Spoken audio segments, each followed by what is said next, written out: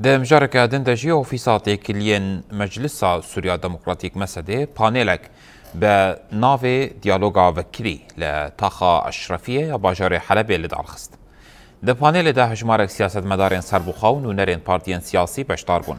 ده بانيل ده بروفيسور سمير نشار آخذي وبالكشانت لسر بيشكتنين سياسيين هاري جرينجين لسوريا و پرسپکتیفین چارەسەریە کە نەتەوی پشتیا خافتنان دەریە نرخاندنی هات vekirên û beşdaran nerînên xwe derbarê wê de pêşkêş kirin.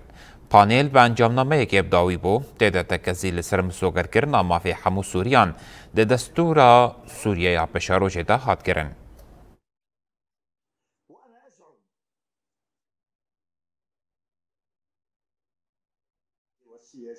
أنا برأيي صار في زوال أسماء وأجد أسماء جديدة.